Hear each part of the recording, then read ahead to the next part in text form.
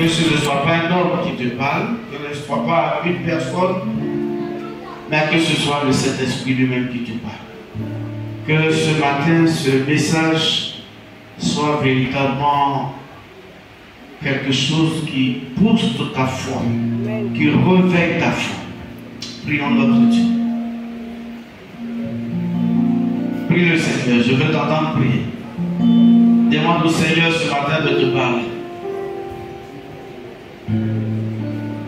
Père, nous te bénissons, nous te rendons toute la gloire. Merci ce matin pour ce moment que tu as rendu possible. Seigneur, tes enfants sont venus là ce matin pour t'écouter et non pour écouter un homme. Et Seigneur, je prie que je sois effacé et que toi, Saint-Esprit, tu prennes le contrôle de toutes choses pour te révéler à tes enfants ce matin. Ils sont là, chacun certainement avec son problème, son souci.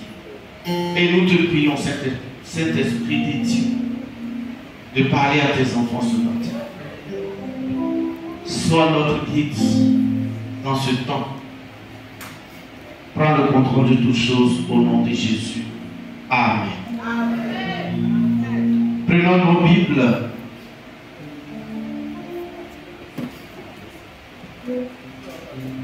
On va prendre le livre de Jean, le premier chapitre.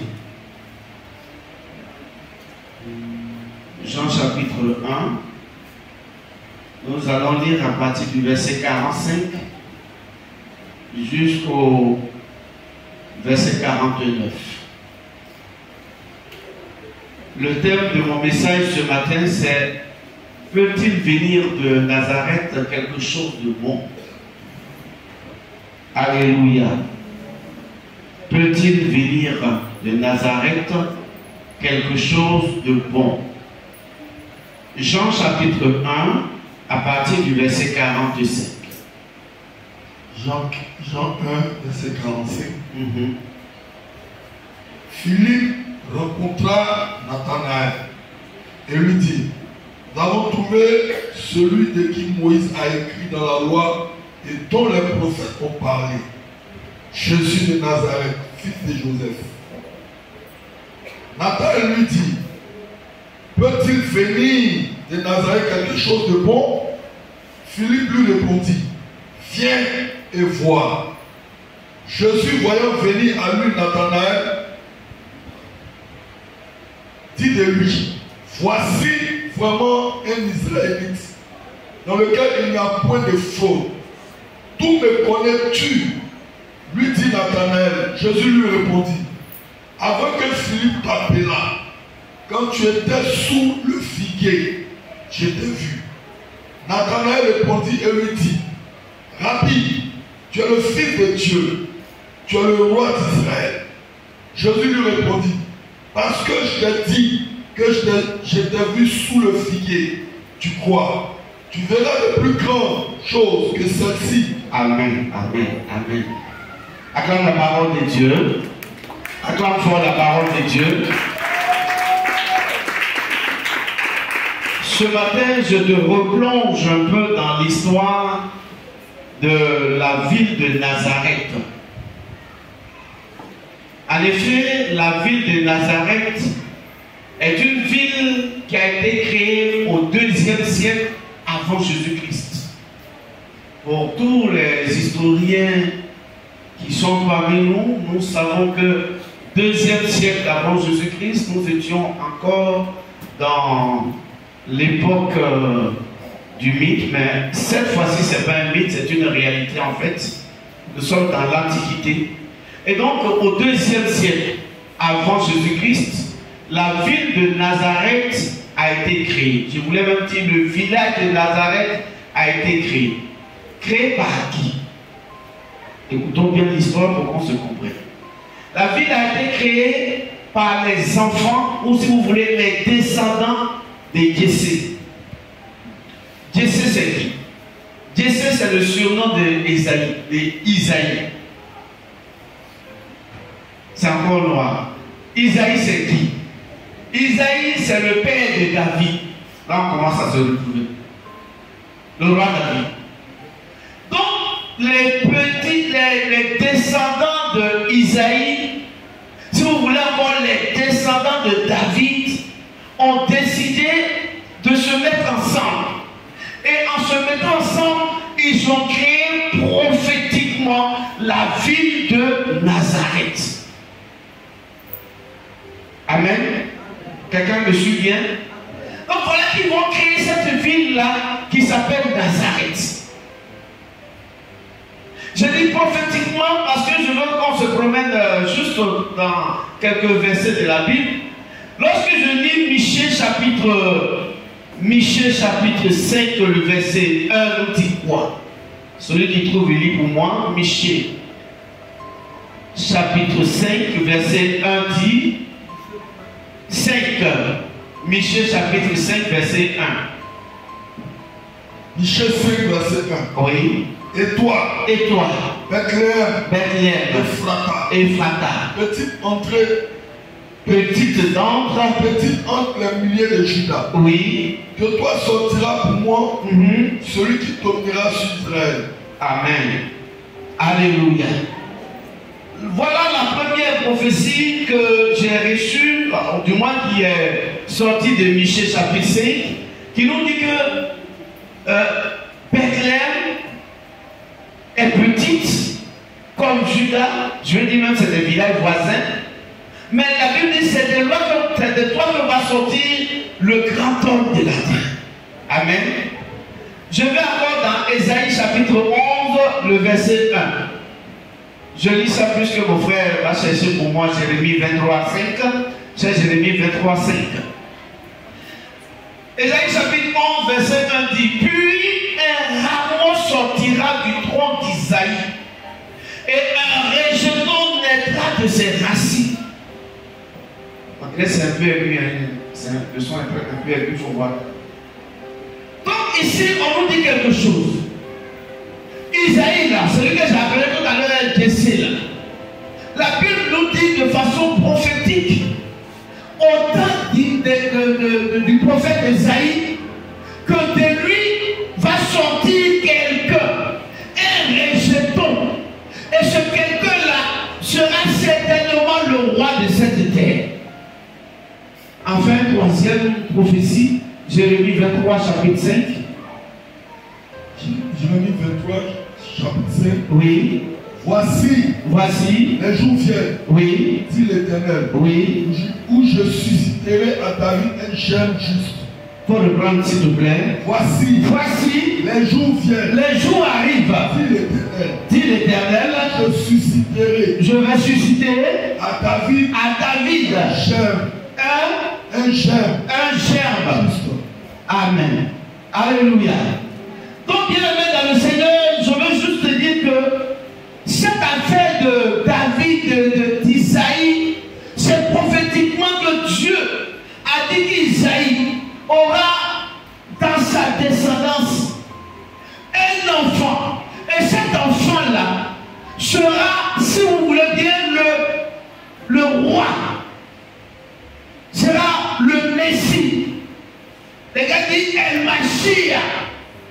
Le Messie sortira des entrailles, ou si vous voulez bien, de la descendante d'Isaïe, ou encore de la descendante de David. Donc c'est une histoire que les gens, les Juifs, beaucoup connaissent. Ils savent qu'à un moment donné, viendra de la descendante d'Isaïe le roi de la terre. Ils le savaient. Mais où il va naître, ils ne savaient pas. De qui il va naître, ils ne savaient pas. La date de sa naissance, ils ne savaient pas. Et donc, ces hommes-là, ces descendants d'Isaïe, se rassemblent au 2e siècle avant Jésus-Christ et décident de créer la petite ville de Nazareth. Ça va? On me suit? La petite ville de Nazareth va se situer au nord d'Israël, dans la région de Galilée. Au nord d'Israël, dans la région de Galilée. Mais voyez-vous, cette ville consacrée à Dieu, parce que c'est la descendance de David qui y vit, parce que c'est là que Dieu va susciter un un fils qui va gouverner le monde. Mais c'est dans cette petite ville-là que le péché et l'abomination vont se multiplier. Donc, à un moment donné, les gens commençaient à se décourager de Nazareth. Il y avait l'abomination, il y avait le péché, il y avait des choses pas trop agréables à Nazareth. Pourtant, c'est la ville qui a reçu la prophétie.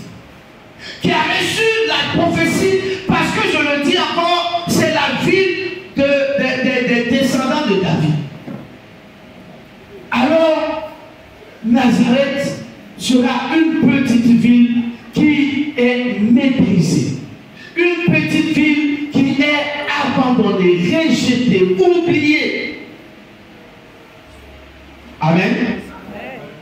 Et à côté de cette ville, se trouve Cana. C'est toujours à Galilée. Cana, c'est une aussi petite bourgade, une petite ville. C'est là qu'est né Nathanaël. Nathanaël naît à Cana, ville voisine à Nazareth. Et par la grâce de Dieu, Nathanaël était un homme très instruit. Très instruit. La Bible dit même qu'il était un docteur de la loi. Ça va? On se comprend. Donc voici que le docteur de la loi qui connaît que Jésus va naître un jour, mais qui ne sait pas où, mais qui connaît aussi pour être voisin de Nazareth, qui connaît aussi que Nazareth était une ville abominable, une petite ville rejetée, oubliée. Et alors, Philippe a fait chemin avec Jésus. Il connaît ce que Jésus peut faire pour lui. Il a vu les œuvres de Jésus. Il a vu la bonté de Jésus. Il a vu les grandes choses de Jésus. Et Philippe, lui aussi, va rencontrer Nathanaël. Et il va faire une présentation. Il dit: Nathanaël, viens. Aujourd'hui, là, j'ai une bonne nouvelle pour toi. On a trouvé celui dont on parlait. On a trouvé celui dont le grand Moïse a écrit. Il a dit dans le livre de la loi qu'un prophète allait naître. Moïse l'a dit. Ce prophète-là, viens Nathanaël, on l'a trouvé. On l'a trouvé. Il n'aurait pas eu de doute s'il mettait point on l'a trouvé. Mais on l'a trouvé, il va ajouter, il s'appelle Jésus de Nazareth. Ça a commencé à être bizarre. Il ajoute comme fils de Joseph. Et donc, ça va choquer Nathanaël. Moi, je suis docteur de la loi.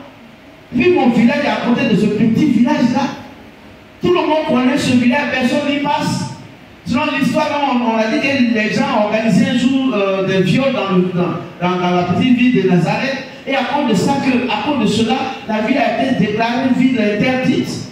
Attends, tu me racontes quoi la ville? Tu dis quoi même? Tu as vu qui? Il dit prophète dont on parle, on l'a vu. Et c'est qui? Jésus de Nazareth.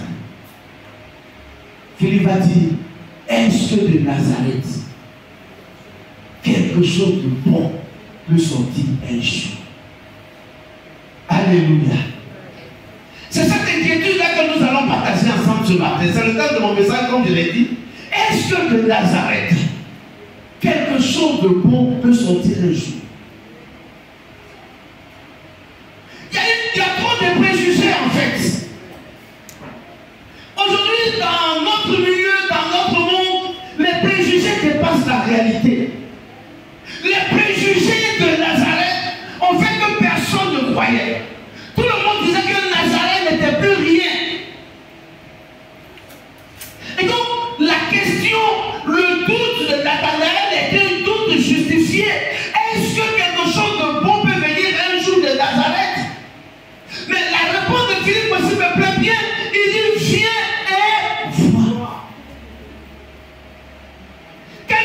de bon peut venir de Nazareth? Oui, viens et vois. Quelque chose de bon peut venir de l'église de Pierre? Oui, viens et vois. Alléluia. Oui, quelque chose de bon peut venir de Nazareth. Oui, quelque chose de bon peut venir de Nazareth. C'est les préjugés qui ont gâté Nazareth. Sinon, quelque chose de bon peut venir de Nazareth. Alléluia. Les gens ont rejeté Nazareth. Les gens ont méprisé Nazareth. Mais Nazareth avait quelque chose de spécial. Nazareth avait la prophétie. Les gens ont rejeté Nazareth. Mais Nazareth avait quelque chose de spécial. Nazareth avait la consécration. C'est la ville consacrée de Dieu. Alléluia. Je peux te parler ce matin. Les gens vont te négliger. Mais tant que tu as la prophétie de Dieu sur ta vie, rien ne peut arriver. Les gens vont te rejeter, t'abandonner, croire que tu es nul. Mais quand la prophétie de Dieu est sur toi, tu vas tout arriver à là où tu veux arriver. Alléluia. Viens et vois. Parce que Nazareth était méprisé. Parce que Nazareth était oublié. Ce matin, je veux parler à des Nazareth parmi nous. Des gens qui sont oubliés. Des gens qui sont abandonnés.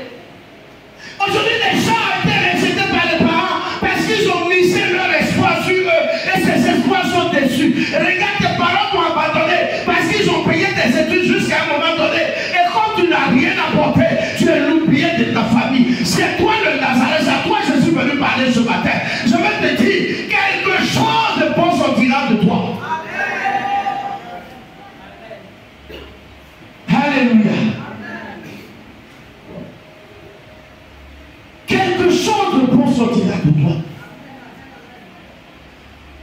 L'histoire de Nazareth, c'est un peu l'histoire de Jephthé. Jephthé se fait, il était avec ses frères. Et le jour où le papa et les parents sont morts et qu'ils doivent partager l'héritage, c'est là qu'ils vont réveiller Jephthé un matin. Ils vont dire, Jephthé, lève-toi, quitte la famille, parce que tu es un enfant de prostituée, tu ne mérites pas notre héritage. Mais ce matin, je te dis au Jephthé, c'est vrai que sa mère est prostituée, mais son devenir n'est pas prostitué. Sa mère est prostituée, mais la prophétie sur sa vie n'est pas prostituée. Alléluia. Nazareth. Je suis venu parler à des Nazareth ce matin.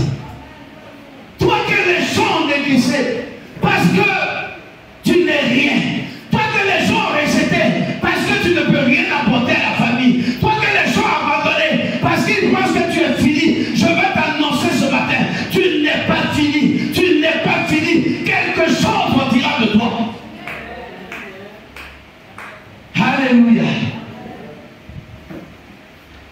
Ce matin, dis à ton voisin, je suis Nazareth. Je suis Nazareth. On dirait que tu es un peu découragé là. Parle avec lui, je suis Nazareth.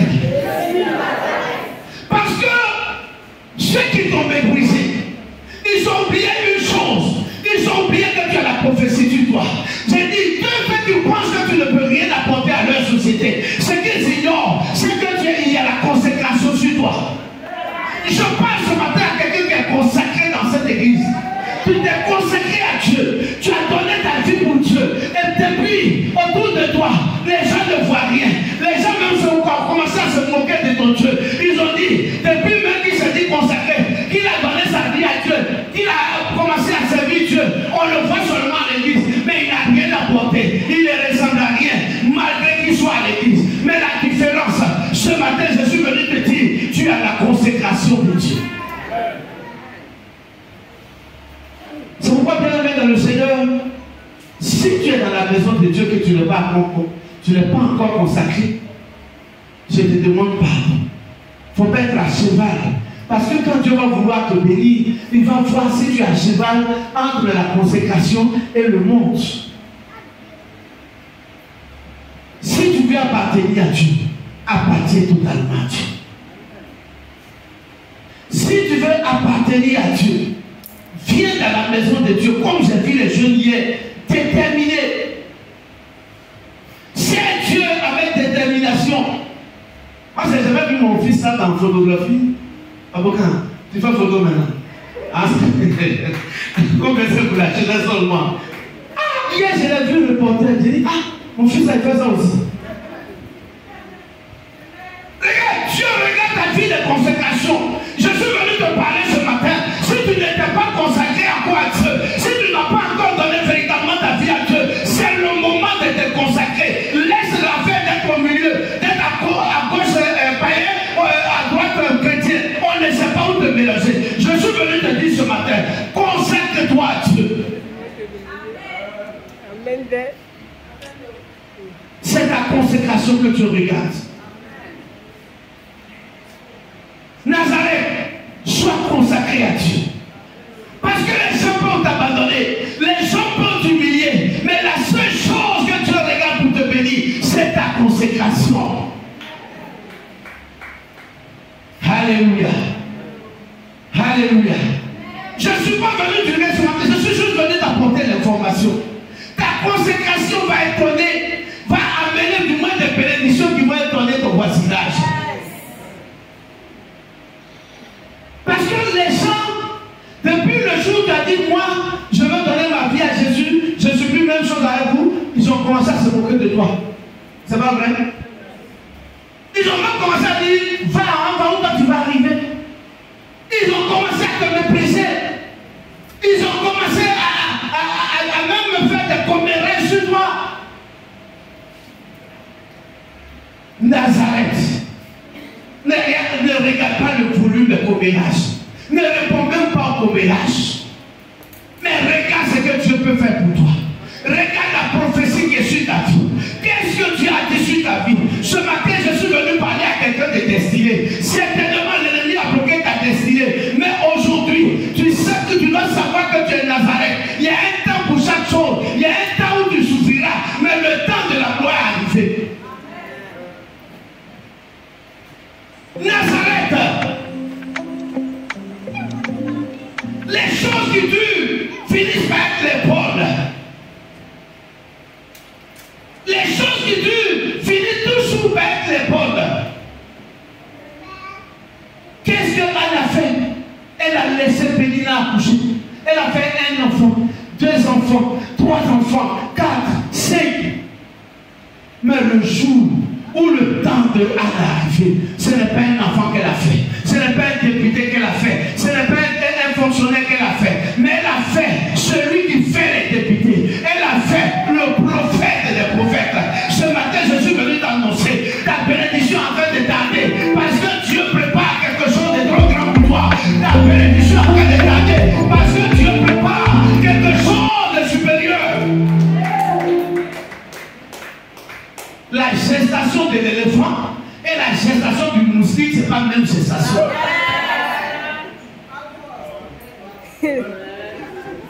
Alléluia.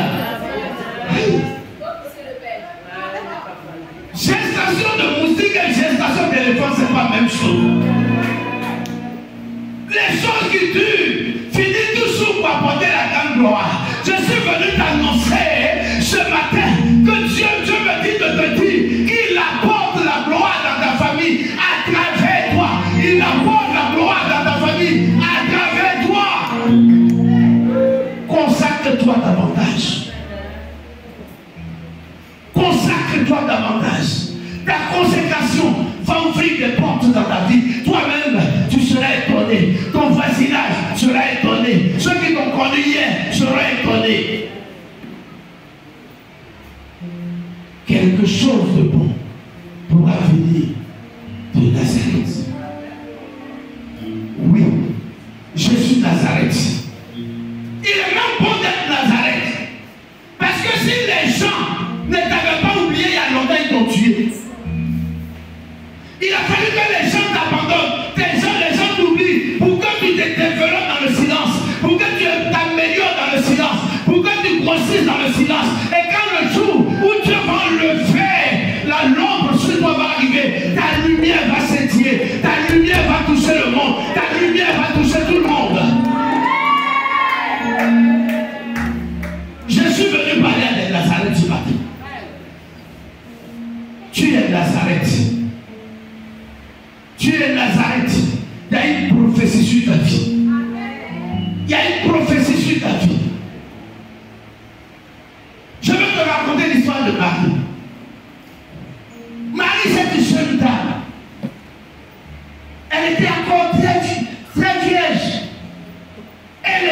de Nazareth. Marie va tomber enceinte par les vertus du Saint-Esprit, vous le savez, vous connaissez l'histoire. Et puis, un jour, Marie décide de rendre visite à sa soeur Élisabeth. Quelqu'un connaît bien l'histoire? La Bible dit, quand Marie est arrivée dans la maison, quand elle a tapé, c'est Élisabeth qui est venue l'ouvrir. En réalité, Élisabeth ne veut pas l'ouvrir. Je t'explique pourquoi. Chez les Hébreux, quand on tape à la porte, ce ne sont pas les femmes qui ouvrent. Les femmes sont toujours cachées. Regarde, quand l'ange allait chez Abraham, quand les anges sont allés chez Abraham, quand ils ont tapé, qui ils ont trouvé? C'est Abraham. Mais les anges étaient partis voir qui? La femme d'Abraham. Mais quand ils ont tapé, c'est Abraham qui a ouvert. Pourquoi? Parce qu'en Israël, on met les femmes derrière, on cache les femmes, on les couvre. Mais ce jour-là, Marie tape. Qui ouvre? Élisabeth. Sais-tu pourquoi Élisabeth a ouvert? Alléluia. Vous savez, le mari d'Élisabeth, on l'appelait Zacharia, n'est-ce pas? Zacharia était aussi un docteur de la loi. Un sacrificateur, c'est un docteur de la loi. Si Zacharie ouvrait la porte, il allait voir Marie, il allait dire, la fille qui est enceinte. Abomination. Tu n'as pas Marie qui t'enseigne. Alléluia. Il allait la décourager. Même si c'est les doyens, même si la grossesse de Marie n'était pas encore bien sortie, il allait voir le bâtiment quelque part là. Ça va ça? On dit qu'il y a quelque chose qui va quelque part là. Il allait voir le bâtiment là, il dit toi là, hé, ici là ça va, tu en sais. Mais Dieu a permis que ce jour-là, c'est Élisabeth elle-même qui vient ouvrir. Pourquoi? Parce que c'est quelqu'un qui est dans la même situation que toi, qui connaît ton problème. Quelqu'un qui connaît ton problème, c'est quelqu'un qui vit la même réalité que toi. Et Dieu a permis qu'Élisabeth vienne, parce que c'est elle qui a les mêmes problèmes que Marie. Je suis venu t'annoncer ce matin que toute personne qui plaide un problème dans ta bénédiction, Dieu l'enlèvera sur ta roue, parce que Dieu va emmener des gens qui vont t'aider à arriver. Alléluia. La prophétie était pour Israël. Quand tu pousses, je pousse. La prophétie était pour Nazareth. Mais vous savez où Jésus est né? Il est né où? Non. Il est en Bethléem. Où? En Bethléem. Ah! Bethléem. Bethléem. Bethléem, c'est où? C'est la ville voisine. Je vais te dire pourquoi. En réalité, Jésus devait naître à Nazareth parce que son père Joseph et sa maman Marie vivent à Nazareth. Et à la veille de là où Jésus doit venir au monde, c'est là maintenant on dit bon, il y a le recensement, c'est chaud. Allez maintenant et enfanter, et ça va, elle arrive à Bethléem et la couche. Oh, Bethléem, c'est quoi? Dans la Bible, le mot Bethléem signifie la ville de paix. La ville où il y a l'abondance. Ephrata veut dire vie de l'abondance. Dieu a permis que Jésus naisse dans l'abondance pour permettre à Nazareth de connaître la même abondance. Ce matin, je suis venu te dire, Dieu amènera des tuteurs dans ta vie sur lesquels tu vas t'appuyer pour te lever, tu vas t'appuyer pour te glorifier son nom. Ce matin, ne désespère pas, Nazareth. Ne désespère pas. Parce que Dieu a mis une prophétie sur ta vie. Dieu a mis une prophétie sur ta vie. C'est seulement ce que je suis venu te dire. Et quand Nathanaël a posé la question, docteur de la loi, grand docteur de la loi, il pose la question. Et puis, c'est Philippe à qui il pose la question. Vous savez, Philippe n'a pas fait les grandes études là. Les grandes études là, Philippe n'a pas fait ça. Philippe est né 3 ans après Jésus. La Bible dit qu'il est né à l'an 3. Donc après Jésus, 3 ans après Jésus, Philippe est né. Donc vous voyez, ils étaient tous jeunes.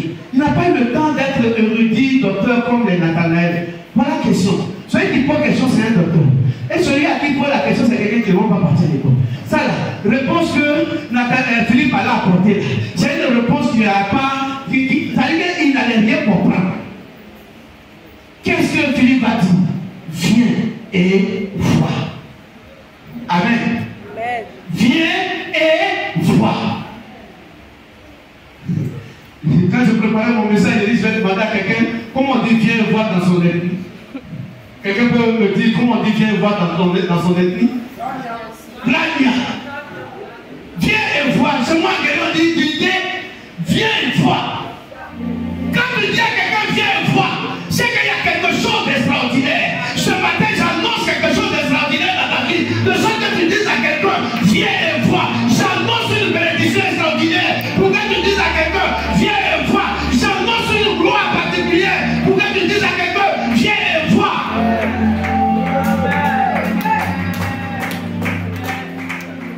Dis-moi là, vos grosses théories des effets, pas plus ou 8 là. Moi je parle dedans. Viens, tu vas voir. Amen. Ce matin, quelque chose de glorieux va arriver sur ta vie. Et tu diras à quelqu'un, viens et vois. Quelque chose de glorieux va t'arriver. Ce matin, si tu crois, acclame le Seigneur. Si tu crois, acclame le Seigneur. Une gloire arrive. Une gloire arrive. Et tu diras à quelqu'un, viens et vois. Viens et vois. Viens et vois. Viens et vois.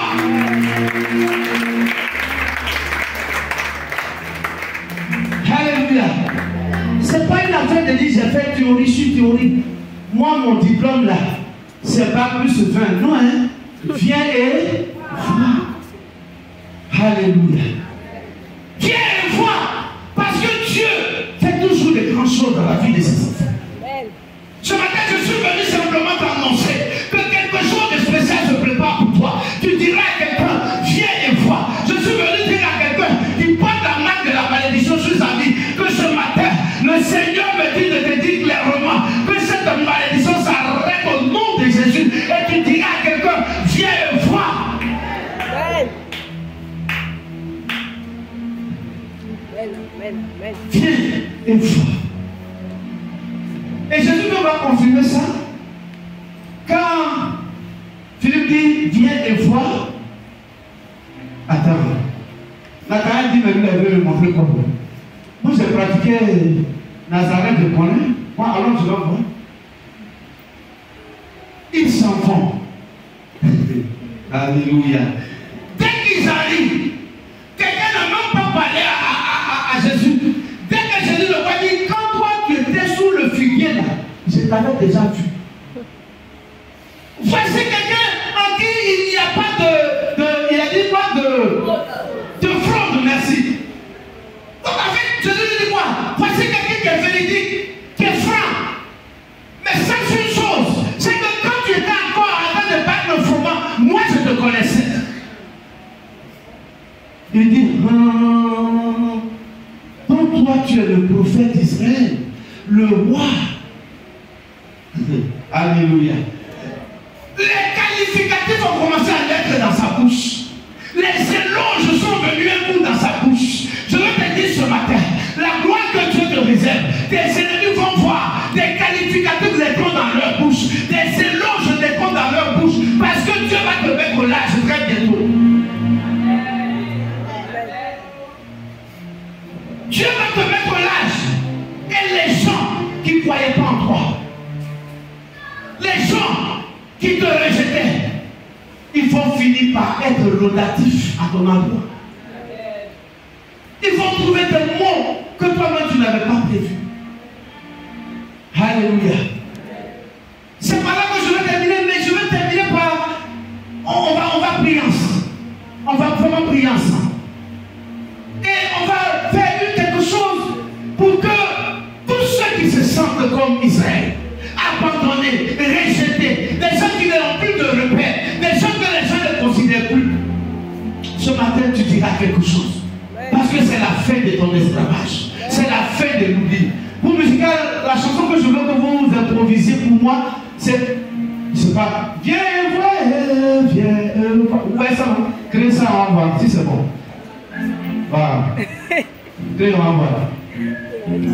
Viens voir ce que tu as fait. C'est pas debout, on va juste prier. Je ne suis pas venu, comme j'ai dit, j'ai déjà trop pressé. Je voulais 15 minutes, j'ai fait plus. Ce matin, viens dans le Seigneur. On va chanter ça sous la forme un peu adoration.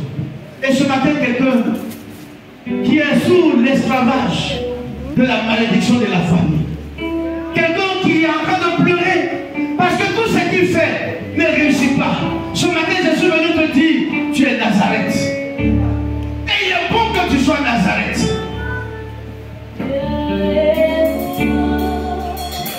Parce qu'à un moment donné, si Dieu disait aux frères de David que c'est David qui allait être votre roi, ils allaient le tuer.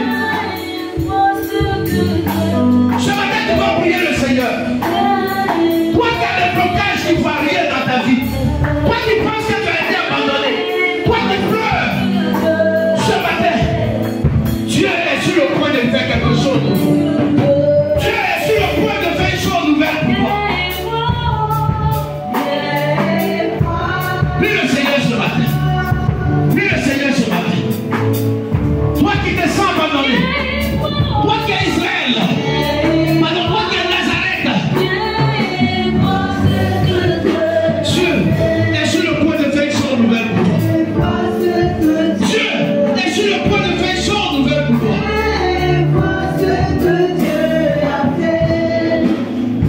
Prie le Seigneur ce matin. Prie le Seigneur ce matin. Dieu va faire une chose nouvelle. Groupe musical, aidez-moi. Allez-vous un peu, je vais dire quelque chose. Ce matin, le Seigneur me montre quelqu'un, je ne vois pas exactement mon visage.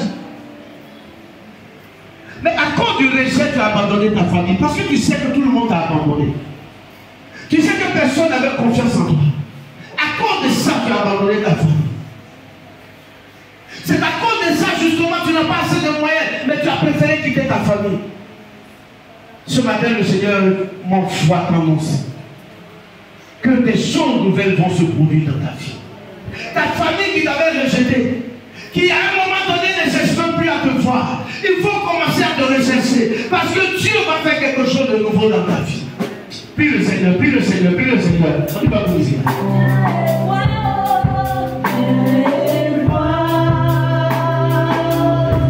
Prie le Seigneur ce matin. Dieu est sur le point de réaliser une chose nouvelle. Dieu est sur le point de réaliser une chose nouvelle. Dieu est sur le point de réaliser une chose nouvelle. Dieu est sur le point de réaliser une chose nouvelle.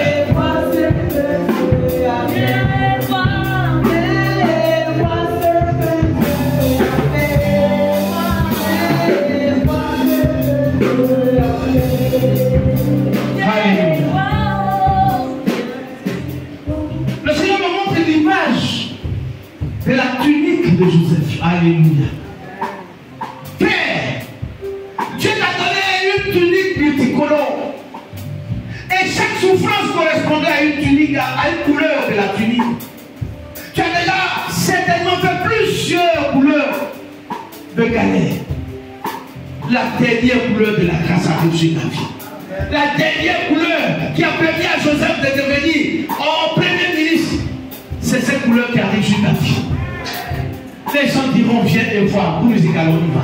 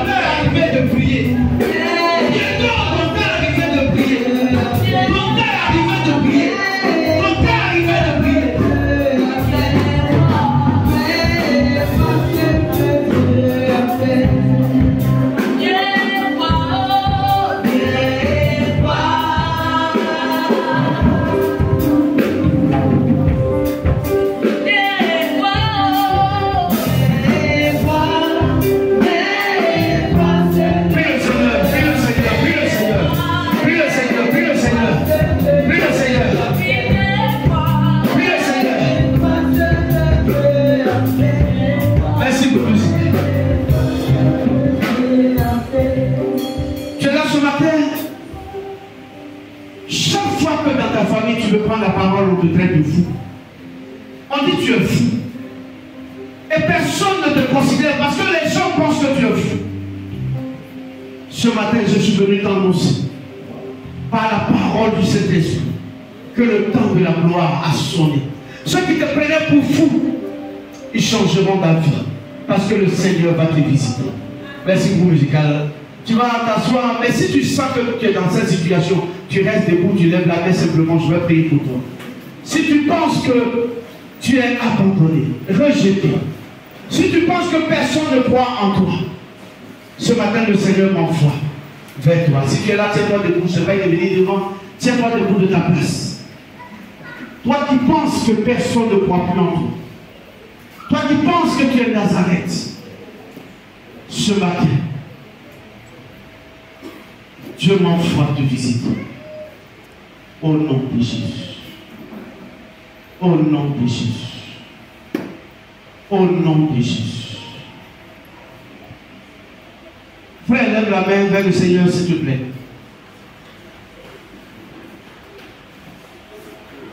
Le découragement te fatigue. Tu es découragé de la vie. Très découragé de la vie, me dit le Seigneur. Il y a des moments où tu penses au suicide. Parce que rien ne va. Tu ne crois même plus aux paroles que les gens t'annoncent. Ce matin, le Seigneur m'envoie te dire qu'une ère nouvelle va commencer dans ta vie. Le Seigneur m'envoie te dire qu'un nouveau vent va souffler sur ta vie. Tous ceux qui t'ont abandonné, ils vont revenir vers toi. Tous ceux qui t'ont rejeté, ils vont revenir vers toi. Reçois la grâce et la consolation ce matin. Ton Dieu est un Dieu de grâce. Ton Dieu est un Dieu de consolation. Crois cela et tu vas voir sa gloire. Ce matin, je chasse tout esprit de découragement dans ta vie. Et je libère ta vie du découragement au nom de Jésus. Un vent nouveau va souffler sur ta vie. Un vent de grâce va souffler sur ta vie. Au nom de Jésus. Amen. Merci Seigneur. Alléluia. Acclame très fort le Seigneur. Ce matin, que Dieu te bénisse. Que Dieu te bénisse. J'étais juste venu t'encourager parce que Dieu est sur le point de faire quelque chose. Une chose nouvelle pour toi. Que le Seigneur te bénisse. Au nom de Jésus.